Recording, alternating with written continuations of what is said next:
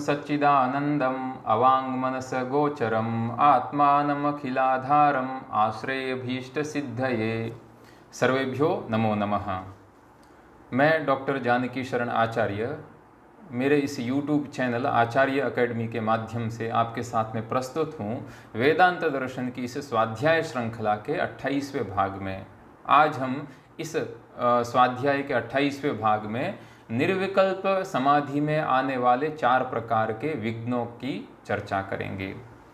आपको याद होगा कि हमने गत भाग में निर्विकल्प समाधि के जो 8 अंग बताए गए हैं, यम, नियम, आसन, प्राणायाम, प्रत्याहार, धारणा, ध्यान और समाधि यानी सविकल्पक समाधि। तो निर्विकल्पक समाधि के इस प्रकार के 8 अंग बताकर अब यहाँ इस भाग में इस निर्विकल्पक समाधि की सिद्धि में आने वाले जो 4 कौन कौन से विघ्न हैं, उन विघ्नों की हम चर्चा करेंगे। तो चलिए शुरू करते हैं आज का स्वाध्याय।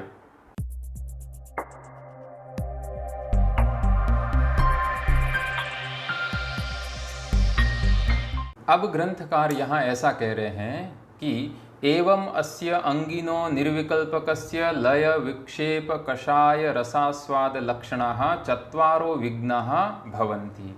यानी ये जो यम आदि उक्त अंगों से युक्त जो निर्विकल्पक समाधि है, उस समाधि में 4 विघ्न होते हैं। लय, विक्षेप, कषाय और रसास्वाद, ये 4 विघ्न होते हैं।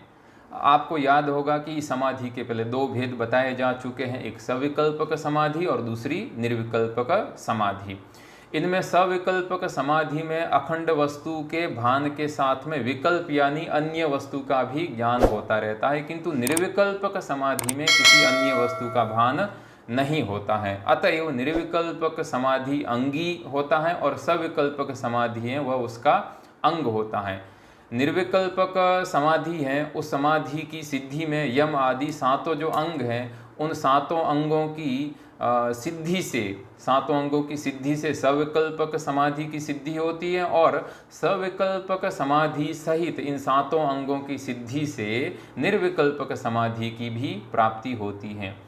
अब इस प्रकार से जब इन अंगों से निर्विकल्पक समाधि की सिद्धि होती है, तो बीच में जो आने वाले कुछ विघ्न हैं जिनके कारण इस समाधि की प्राप्ति में हमें बाधा होती है, अथवा जो हम लक्ष्य हैं उस लक्ष्य की हमें उसकी प्राप्ति नहीं होती है। तो इस प्रकार से ये जो विघ्न हैं, यह विघ्न को 4 प्रकार की कोटि में बांटा गया है। एक है लय, दूसरा है विक्षेप, तीसरा है कषाय और चौथा है रसास्वाद। इन्हें इन नामों से यहाँ कहा गया है। तो सबसे पहले हम देखते हैं लय। लय का क्या अर्थ है? लय, इस पर लय नाम का जो विघ्न है समाधि, निर्विकल्पक समाधि का, वह क्या होता है? तो लय का यहाँ अर्थ किया है ग्रंथकार ने कि लयस्तावद अखंड वस्तु अनवलंबनेन चित्तवृत्तिर निद्रा। लय का यहाँ अर्थ है कि निद्रा, चित्तवृत्ति का विलय हो जाना। कहाँ चित्तवृत्ति का विलय हो जाना? निद्रा में चित्तवृत्ति का विलय हो जाना। ये जो अखंडाकार कारित चित्तवृत्ति है, वह अखंड वस्तु में लीन नहीं होकर, अखंड वस्तु का आश्रय नहीं लेकर, उसमें अवलंबित नहीं होकर जब वह निद्रा वृत्ति में लीन हो जाती है, तब वह लय कहलाता है। यानी लय इस प्रकार का यह एक पहला विघ्न है। और ये जो विलय है, यह विलय 2 प्रकार से हो सकता है। तो इसलिए जब हम ये कह सकते हैं कि जब कोई साधक है लंबे समय तक यम, नियम आदि 8 अंगों का निर्विकल्पक समाधि के लिए वह इनका अभ्यास करता है, तब इस अभ्यास में उसकी पटुता आ जाती है। और जब इस प्रकार से उसको इस अंगों में पटुता आ जाती है, तब उसको परमानंद स्वरूप ब्रह्म में उसकी चित्तवृत्ति का लय हो जाता है। किस प्रकार से लय हो जाता है? तो आगे वो कहेंगे कि जैसे अत्यंत तप्त लोह खंड के ऊपर पड़ने वाले जल बिंदु का, अथवा जैसे तेल समाप्त हो जाने पर दीप की ज्वाला का लय हो जाता है, उसी प्रकार से साधक हैं, उस साधक की अखंडाकार कारित चित्तवृत्ति का भी ब्रह्म में लय हो जाता है। किंतु जब हमारी जो चित्तवृत्ति है वह बाह्य जो शब्द, स्पर्श इत्यादि विषयों का ग्रहण नहीं करते हुए साधक के आलस्य के कारण परमानंद ब्रह्म का भी ग्रहण नहीं करती है और क्या होता है, तो वह चित्तवृत्ति एक प्रकार की स्तब्ध हो जाती है, एक स्तब्धता को प्राप्त हो जाती है। तो ऐसी जो अवस्था है चित्तवृत्ति की, उसको निद्रा कहा गया है। इसलिए यह जो लक्ष्यभूत हमारी जो निर्विकल्पक समाधि है, उस समाधि में यह लय है, यह लय प्रथम बाधक होता है, क्योंकि इस लय में चित्तवृत्तियां बाह्य विषयों को तो ग्रहण नहीं करती हैं, तब तक तो ठीक है, किंतु इस चित्तवृत्ति को जिस परब्रह्म को विषय करना था, परब्रह्म को भी ग्रहण करना था, उस परब्रह्म को भी, सच्चिदानंद स्वरूप अखंड ब्रह्म का भी यह ग्रहण नहीं कर पाती है, और बीच में ही यह जो निद्रा है, निद्रा अवस्था है, उस निद्रा अवस्था में लीन हो जाती है साधक के आलस्य के कारण। तो इस प्रकार से यह पहला विक्षेप होता है निर्विकल्पक समाधि में, जिसका नाम है लय। दूसरा विक्षेप है उसका दूसरा जो विघ्न है उसका नाम है विक्षेप। तो विक्षेप का लक्षण ग्रंथकार इस तरह से करते हैं कि अखंड वस्तु अनवलंबनेन चित्तवृत्तेः अन्य अवलंबनम विक्षेपः। इसका क्या अर्थ है, आप यहाँ चित्र में देख पा रहे हैं कि पहला जो चित्र है उसमें समाधि, निर्विकल्प समाधि के 4 विघ्न कहे हैं। फिर दूसरे चित्र में जो अखंडाकार कारित जो चित्तवृत्ति है, उसका लक्ष्य तो सच्चिदानंद स्वरूप ब्रह्म था, किंतु उस लक्ष्य भूत ब्रह्म में यह अखंडाकार कारित चित्तवृत्ति नहीं जाकर, वहाँ उसका ब्रह्म का अवलंबन नहीं लेकर निद्रा अवस्था में वह अपने आश्रय को स्वीकार कर लेती है, यानी निद्रा, उस चित्तवृत्ति में निद्रा हो जाती है। तो यह पहला विघ्न हो गया है लय। और विक्षेप में क्या होता है कि चित्तवृत्ति अखंडाकारकारिता चित्तवृत्ति सच्चिदानंद स्वरूप ब्रह्म का भी ग्रहण नहीं करती है, और बाह्य शब्दादि विषयों का भी ग्रहण नहीं करके अन्य विषयों का ग्रहण करने लग जाती है, यानी अन्यत्र उसका आलंबन हो जाता है, वह होता है विक्षेप।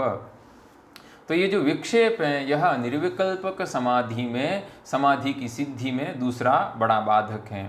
तो इसमें यही होता है कि जब साधक संसार के विभिन्न विषयों में दौड़ लगाने वाली जो चित्तवृत्ति को समेटने का प्रयास करता है, तो संसार के एक एक विषय से परांगमुख करने का वह उस चित्तवृत्ति को अलग करने का प्रयास करता है, किंतु उस बाह्य सांसारिक विषयों से परांगमुख की हुई चित्तवृत्ति को कहाँ प्रतिष्ठित करना है, यह वह भूल जाता है, अथवा वह अखंडाकार कारित चित्तवृत्ति को सच्चिदानंद ब्रह्म में प्रतिष्ठित नहीं कर पाता है।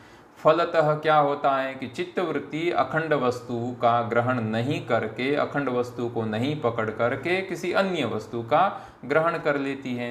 तो ऐसा होने पर अखंड ब्रह्म के अनुभव स्वरूप लक्ष्य की प्राप्ति अवरुद्ध हो जाती है, और इस प्रकार से यह जो विक्षेप है, यह विक्षेप भी समाधि की सिद्धि में दूसरा बड़ा बाधक होता है। ये 2 विक्षेप, 2 यहाँ विघ्न ग्रंथकार ने बताए। अब तीसरा विघ्न निर्विकल्पक समाधि में जो आता है उसका नाम है कषाय। कषाय का लक्षण क्या है, तो कहा लय विक्षेपा भावेपि चित्तवृत्तेः रागादि वासनया स्तब्धि भावात अखंड वस्तु अनवलंबनम कषायः।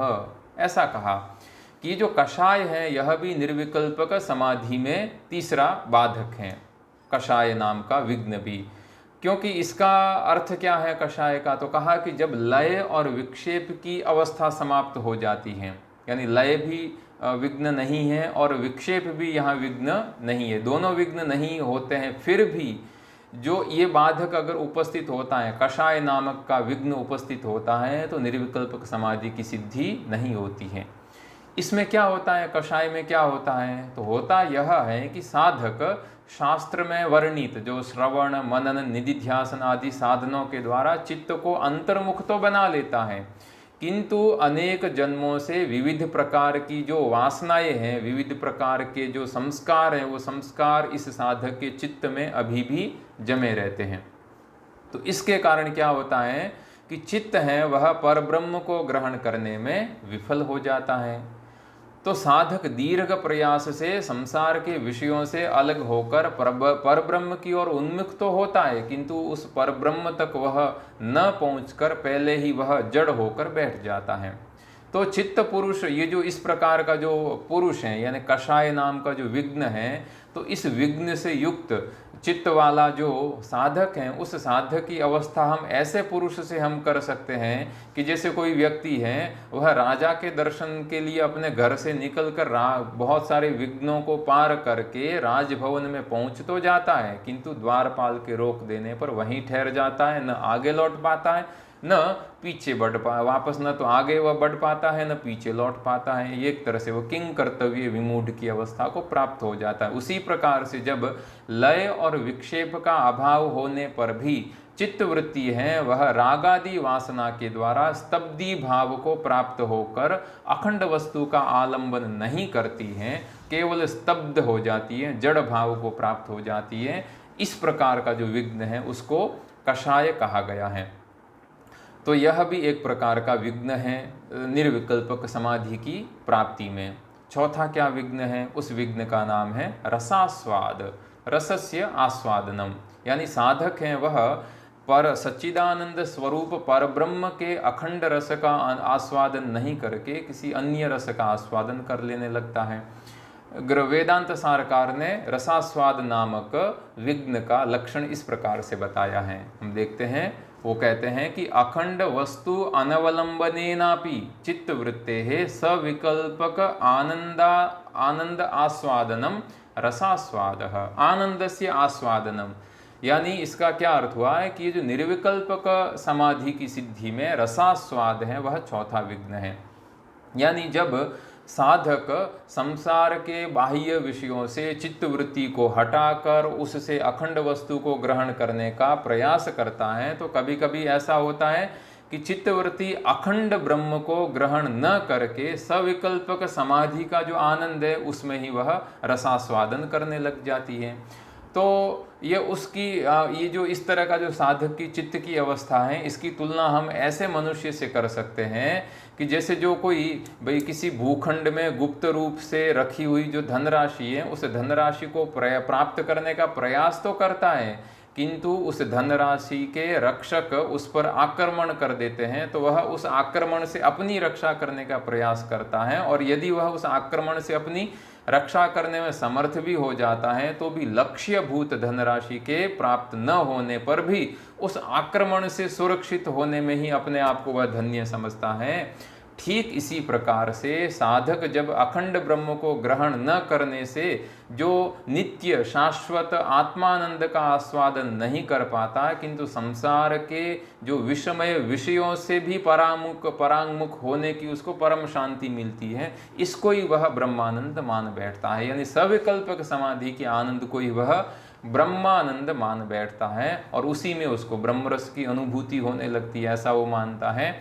तो इस प्रकार के साधक की यह जो अवास्तविक जो रसानुभूति है, इसका ही नाम रसास्वाद नाम का विघ्न है।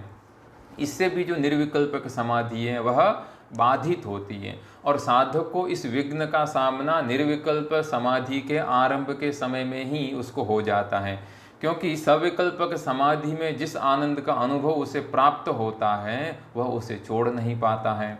इसलिए इस प्रकार के ये जो निर्विकल्पक समाधि की सिद्धि के लिए यह आवश्यक है कि इन चारों विघ्नों के संबंध में जो साधक है वह सतत सावधान रहे। किसी भी प्रकार का जो विघ्न है वह विघ्न उसको अपने लक्ष्य की प्राप्ति से च्युत नहीं कर सके, इस विषय में साधक को सतत जागरूक रहना चाहिए। इस प्रकार से ये जो चार प्रकार के विघ्न ग्रंथकार ने बताए। अब विघ्न इस प्रकार के बताने के बाद में अब ग्रंथकार इस तरह से कह रहे हैं कि जब इस प्रकार के चारों विघ्न अगर नहीं होते हैं निर्विकल्पक समाधि में, तो तब उस साधक की चित्तवृत्ति कैसे होती है? तो उस साधक की चित्तवृत्ति की उपमा एक निर्वाप स्थान में रखे गए दीपक की तरह दी गई है, वायु रहित स्थान में रखे गए दीपक की लौ की तरह दी गई है। हम पढ़ते हैं ग्रंथकार क्या कहते हैं। ग्रंथकार ऐसा कहते हैं कि समाध्यारंभ समये सविकल्पक आनंद आस्वादनम वा, यह इस रसास्वादन का लक्षण एक दूसरा भी लक्षण दिया है कि समाधि के आरंभ के समय जो सविकल्पक समाधि है उस सविकल्पक समाधि के रस के आस्वादन की जो अनुभूति होती है और उसको ही हम अगर शाश्वत ब्रह्मानंद मान बैठते हैं तो यह रसास्वाद नाम का विघ्न है। अब ग्रंथकार कहते हैं कि अनेन विघ्न चतुष्टयेन विरहितम चित्तम निर्वात दीपवत अचलम सद अखंड चैतन्य मात्रम अवतिष्ठते यदा तदा निर्विकल्पकः समाधिः इति उच्यते। बड़ा अच्छा इन्होंने वर्णन किया। ग्रंथकार ने कहा कि इन 4 प्रकार के विघ्नों से मुक्त चित्त जब निर्वात स्थान में यानी वायु रहित स्थान में स्थित दीपक के समान अचल होकर जब अखंड चैतन्य मात्र को आलंबन करके अवस्थित होता है तब निर्विकल्पक समाधि होती है। तात्पर्य इसका क्या है कि अन्य विषयों का सर्वथा परित्याग करके अखंड चैतन्य मात्र को आलंबन करने वाली चित्त वृत्ति ही वस्तुतः चित्त की समाधि है। तो इस प्रकार से यहाँ ग्रंथकार ने 4 प्रकार के विघ्न भी बताए और 4 प्रकार के विघ्नों में आने वाले जो उन विघ्नों को किस प्रकार से हम दूर कर सकते हैं इसका भी ग्रंथकार ने वर्णन किया। और भी जो विवेक चूड़ामणि, पंचदशी इत्यादि जो ग्रंथ हैं उन ग्रंथों में और विस्तार से किस प्रकार से साधक को निरंतर अपने लक्ष्य की प्राप्ति के लिए प्रयासरत रहना चाहिए इसके विषय में बड़े अच्छे अच्छे उदाहरण देकर बताए गए हैं। यहाँ ग्रंथकार ने, वेदांत सारकार ने इतना कहा। अब इस प्रकार से ये जो विघ्न चतुष्टय से रहित जो निर्विकल्पक समाधि है उस समाधि में ये जो अगर विघ्न आते रहते हैं तो साधक को क्या करना चाहिए इसके विषय में ग्रंथकार ने फिर कहा। ग्रंथकार ने 2 यहाँ उदाहरण दिए हैं। पहला एक इस तरह से कहा कि तदुक्तम लये संबोधये चित्तम विक्षिप्तम क्षमयेत् पुनः स कषायम विजानीयात् क्षमं प्राप्तम न चालयेत् इति। क्या इसका अर्थ है कि लये संबोधयेत् चित्तम कि कहाँ भी गया है कि जब लय नाम का विघ्न होता है तब चित्त को संबोधन करना चाहिए। चित्त को कहना चाहिए कि तुम्हारा लक्ष्य क्या है और तुम कहाँ किस वस्तु का आलंबन कर रहे हो। चित्त को संबोधित करना चाहिए। और विक्षिप्तम क्षमयेत् पुनः, और अगर विक्षेप नाम का विघ्न है तो चित्त का फिर से शमन करना चाहिए। उसको फिर अन्य विषय में अगर चित्त ने आलंबन कर लिया है तो वहाँ से हटाकर फिर से वापस उसको अखंड चैतन्य की ओर उसको लगाना चाहिए। स कषायम विजानीयात्, और अगर कषाय युक्त चित्त हो गया है तो उसकी जानकारी प्राप्त करनी चाहिए। और क्षम प्राप्तम न चालयेत, और क्षम प्राप्त जो चित्त है उसको विचलित नहीं होने देना चाहिए। वो जहाँ लग गया है बस जिस अखंड वस्तु में वह लग गया है अखंड ब्रह्म में वहीं उसको लगे रहना चाहिए। यानी उस अवस्था में जो रस का अनुभव नहीं करना चाहिए, यानी सविकल्पक समाधि में प्राप्त होने वाले रस का आस्वादन साधक को नहीं करना चाहिए। उसको वहाँ निसंग होकर उसको निर्विकल्पक समाधि के लक्ष्यभूत जो निर्विकल्पक समाधि है उसकी प्राप्ति के लिए प्रयासरत रहना चाहिए। इस तरह से कहा। और फिर ग्रंथकार ने और कहा कि नास्वादयेद रसम तत्र निसंगः प्रज्ञया भवेत्, और ये उस अवस्था में निर्विकल्पक समाधि की अवस्था में न आस्वादयेत रसम, जो सविकल्पक समाधि का रस आ रहा है, रस की प्राप्ति हो रही है, उसका अनुभव नहीं करना चाहिए। और निसंगः प्रज्ञया भवेत्, और उसको साधक को निसंग होकर प्रज्ञा से युक्त होना चाहिए अपने लक्ष्य की प्राप्ति के लिए। और भी कहा है कि यथा दीपो निवातस्थो निंगते सोपमा स्मृतः, और कहा भी गया है कि यथा दीप निवातस्थ, जैसे वायु शून्य स्थान में विद्यमान जो दीप है वह कंपित नहीं होता है, वही उपमा अखंड चैतन्य मात्र अवस्थित चित्त की भी मानी गई है। इस प्रकार से ग्रंथकार ने यहाँ ये जो किस प्रकार से 4 विघ्न आए, इन चारों विघ्नों का शमन भी करते रहना चाहिए साधक को अपने लक्ष्य की प्राप्ति के लिए।